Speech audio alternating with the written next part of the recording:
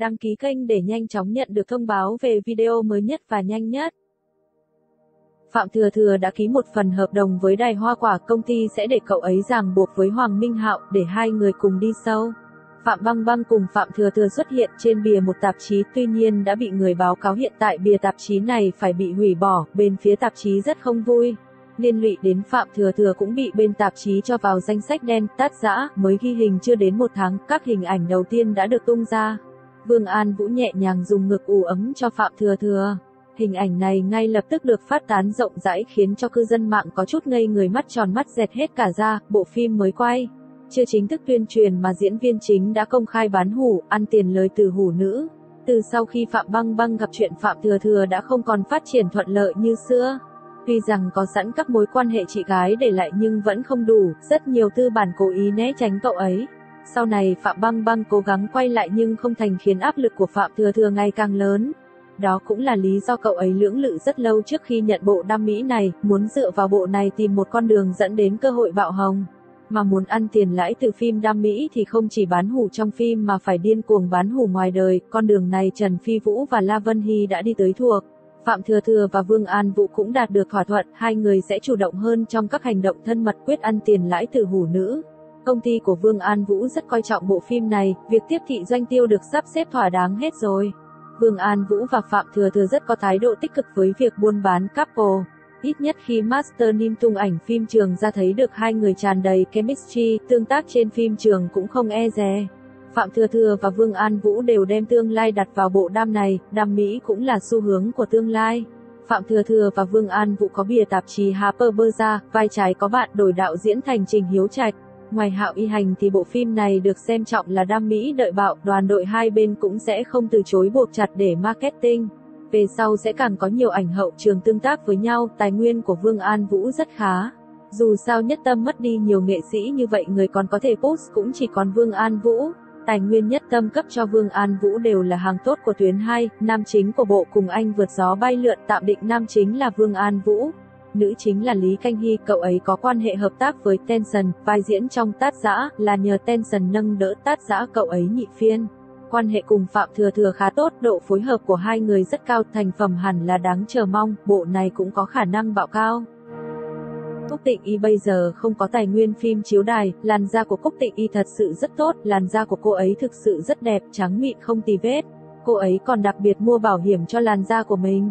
Mấy ngày qua Cúc Tịnh Y bị dính nghi vấn lùm xùm việc thương hiệu mỹ phẩm Guban đệ đơn kiện cáo người đại diện cho thương hiệu là Cúc Tịnh Y đã vi phạm hợp đồng, không chuyên chú vào nhãn hàng. Trong thời gian còn hợp tác, Cúc Tịnh Y đã ở trên Weibo lục tục quảng cáo thông báo hợp tác với các nhãn hiệu khác mà những nhãn hàng này có quan hệ cạnh tranh với Guban. Làm rõ một chút về điều khoản hợp đồng của Cúc Tịnh Y với mỹ phẩm dưỡng da Guban. Ngày 20 tháng 10 năm 2017, Cúc Tịnh Y đã ký kết trở thành người đại diện cho thương hiệu mỹ phẩm dưỡng da Guban, thời hạn bắt đầu từ 1 tháng 1 năm 2018 đến ngày 1 tháng 1 năm 2020. Trong điều khoản hợp đồng có hai điều không được phép, Cúc Tịnh Y không được phép đại diện cho sản phẩm cạnh tranh với sản phẩm của Guban, không được hợp tác, tham gia tuyên truyền hay cho các công ty có quan hệ cạnh tranh với công ty của nhãn hàng sử dụng tên của Cúc Tịnh Y, ảnh chân dung và biểu ngữ để quảng bá sản phẩm. Nếu như vi phạm, công ty của Cúc Tịnh Y phải chi trả lại toàn bộ tiền thù lao, tiền bồi thường hợp đồng và các chi phí khác mà công ty Guban đã bỏ ra để tuyên truyền cho người đại diện. Ngày 29 tháng 12 vừa qua là phiên tòa xét xử lần thứ hai, lần thứ nhất tòa án đã phán bên Guban thua kiện do định vị thị trường của các sản phẩm là khác nhau. Các sản phẩm không vi phạm nguyên tắc cạnh tranh, công ty quản lý và Cúc Tịnh Y không chịu bất kỳ bồi thường nào. Hình Chiêu Lâm từng coi thường Dương Dương nhưng vẫn tung bản thảo nói mình giống Dương Dương để kiếm nhiệt. Trước đây Hình Chiêu Lâm từng tuyên bố sẽ vượt mặt Dương Dương, ai ngờ bây giờ flop rồi. IQIYI muốn làm một show tổng nghệ đề tài trinh thám, muốn mời Thẩm Đằng và Dương Dương làm người dẫn chương trình, nhưng mà Dương Dương vẫn không tình nguyện nhận đi show. IQIYI dùng tài nguyên đổi cho cậu ấy nhưng Dương Dương vẫn từ chối. Hiện tại IQIYI đối với Dương Dương có không hài lòng, sau này rất có thể sẽ nhắm vào cậu ấy. Gần đây fan Dương Dương xé công ty rất mãnh liệt. Điều này đã có ảnh hưởng đến số liệu và tài nguyên của cậu ấy. Quan hệ giữa Dương Dương và công ty vốn đã không còn tốt như xưa nên lãnh đạo càng nhìn cậu ấy không vừa mắt. Hiện tại các tài khoản mạng xã hội của cậu ấy đều bị tịch thu, tin tức của cậu ấy cũng bị quản lý nghiêm ngặt. Công ty ngăn chặn triệt để việc cậu ấy tìm chỗ dựa khác, fan Dương Dương còn thuê hẳn xe tải gắn loa tuyên truyền duy quyền cho idol. Sau sự kiện fan Dương Mịch thực hiện duy quyền kiểu offline thì đây là lần thứ 2 fan hâm mộ của nghệ sĩ phản đối kiểu này. Nhưng mà duy quyền bằng loa phóng thanh thế này rất dễ bị khiếu nại gây ảnh hưởng đến người dân, làm mất ý nghĩa đi. Việc fan tố phòng làm việc Dương Dương giả danh Dương Dương lừa dối fan thì lời nhắn của Dương Dương trên Weibo bất kể có phải do cậu ấy viết hay không thì vẫn là ý tứ của cậu ấy. Dương Dương rất ghét người khác tự ý sử dụng các tài khoản mạng xã hội của mình. Weibo thường do cả nghệ sĩ lẫn đoàn đội quản lý, nghệ sĩ bận thì đoàn đội phát thay. Post kia bất kể là Dương Dương có tự up hay không cũng là thể hiện quan điểm của cậu ấy rất không thích người ta thay cậu ấy phát ngôn những vấn đề mà cậu ấy không biết rõ. Hiện giờ không rõ Dương Dương đã ký bộ Thả Thí Thiên Hạ hay chưa, nhưng trên cơ bản là anh ấy diễn và đã bàn bạc với anh ấy rất lâu rồi. Nam chính của phim này cũng chưa thảo luận với mấy người khác, phim sẽ sớm bấm máy và dự kiến vào đầu tháng 1. Dương Dương trên cơ bản là vào đoàn phim liên tục, nữ chính đã công bố là Triệu Lộ Tư, còn là vai phụ thì có lẽ cũng sẽ có Tuyên Lộ. Bộ phim truyền hình mới của Dương Dương và Địch Lệ Nhiệt Ba được chuyển thể từ tiểu thuyết Em Là Niềm Kiêu Hãnh của Anh của Cố Mạn sẽ lên sóng vào năm sau. Cốt truyện của phim này rất ngọt ngào. Ekip hậu trường cũng khá tốt, nếu marketing tốt thì có khả năng bạo giống bản trước Yêu Em từ cái nhìn đầu tiên. Cho dù ngoài ý muốn không bùng nổ danh tiếng thì dựa trên nền tảng của IP này và nhiệt của hai lưu lượng Nhiệt Ba, Dương Dương thì chắc chắn sẽ hot nhẹ. Đối với hai nghệ sĩ, bộ phim này là tác phẩm lót đường cho sự nghiệp tương lai của họ, cả hai đều là lưu lượng chiếm phần lớn và không có tác phẩm tiêu biểu. Kế hoạch ban đầu của ekip Dương Dương Nhiệt Ba là lăng xê couple, đến chuyện tương lai lọc fan couple theo khả năng của họ, nhưng giờ Nhiệt Ba lại nổ ra scandal với Hoàng Cảnh Du. Scandal lớn vậy mà phòng làm việc không làm rõ nên hầu hết người qua đường đều bắt đầu cảm khái.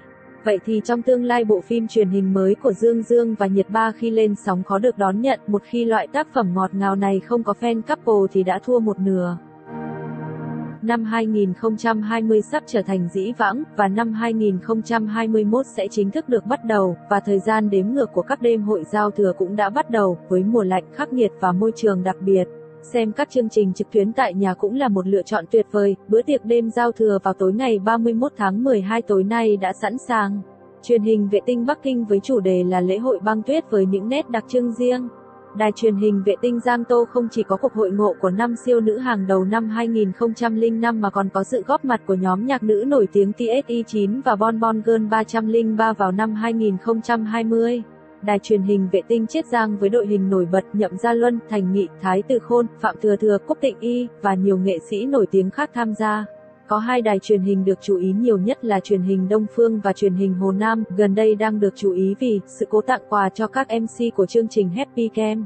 Chỉ cần nhìn vào đội hình của đài Đông Phương là đã thấy tuyệt vời rồi, từ dàn khách mời nữ cho đến dàn khách mời nam. A1SC thời đại thiếu niên đoàn, các anh trai theo đuổi ánh sáng, năm 2020. Nhóm nhạc A1SC được tìm kiếm rất nhiều vì dập nhạc các thành viên đều lộ chuyện yêu đương sẽ xuất hiện trên sân khấu của đài Đông Phương. Nhóm 11 người này lẽ ra sẽ rất được chào đón, nhưng vì việc bị lộ có nhiều bạn gái nên đã mất đi rất nhiều fan. Nhậm Hao và Yên Hủ Ra bị các cô bạn gái đồng loạt đăng bài bóc phốt sau khi chuyện tình cảm của Hạ Chi Quang bị phanh phui. Anh đã cúi đầu xin lỗi. Vụ con của lão lai của Chu Trấn Nam cũng bị nhiều cư dân mạng tẩy chay trong màn trình diễn tối nay. Ai trong 11 thành viên này sẽ được xuất hiện trên sân khấu vẫn còn là một ẩn số. Thời đại thiếu niên đoàn mới thành lập nhóm được một năm, độ tuổi trung bình chưa đến 18, tuy nhiên, độ nổi bật và sự phát triển rất nhanh. Ngày 20 tháng 12, nhóm đã giành được vinh dự nhóm nhạc xu hướng năm 2020 do Tencent Video Star Award trao tặng, lần nào lên sân khấu cũng tỏa sáng rực rỡ.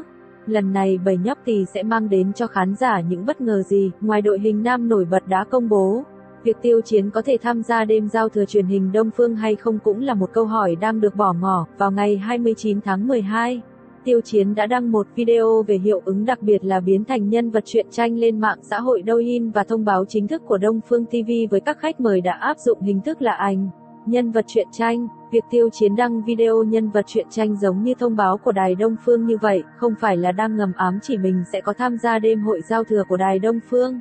Tiêu Chiến có mối quan hệ sâu sắc với Đông Phương TV.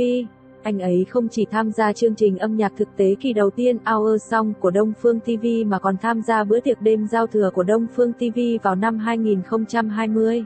Anh ấy đã hát 4 bài liên tiếp và đêm chung kết khi đồng hồ vừa điểm 0 giờ, vì vậy, việc Tiêu Chiến tham gia bữa tiệc đón giao thừa năm 2021 của Đông Phương TV là hoàn toàn hợp lý.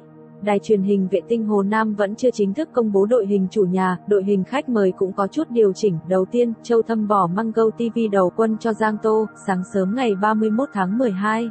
Vương Tuấn Khải đã chính thức tuyên bố rút lui khỏi bữa tiệc đêm giao thừa Mango TV vì lý do sức khỏe. Vương Tuấn Khải vì tập luyện suốt đêm cho chương trình mà đầu óc choáng váng, nôn mửa. Sau khi được bác sĩ chẩn đoán đã tiến hành trị liệu, tới trước mắt không có chuyển biến tốt đẹp, sau khi cùng chương trình thảo luận đã quyết định rút lui, có vẻ như tình hình còn nghiêm trọng hơn. Đối với Vương Tuấn Khải, một người yêu thích sân khấu thì đây chắc chắn là một quyết định khó khăn, sự sắp xếp công việc của nghệ sĩ quá chặt chẽ, cường độ cao và làm việc quá sức, làm cho sức khỏe sụt giảm. Ngoài ra, Vương Tuấn Khải đã giảm 20 cân chỉ trong vài tháng vì đóng phim. Tôi mong Vương Tuấn Khải mau chóng bình phục càng sớm càng tốt, và mong anh ấy trở lại với một sức khỏe đầy đủ.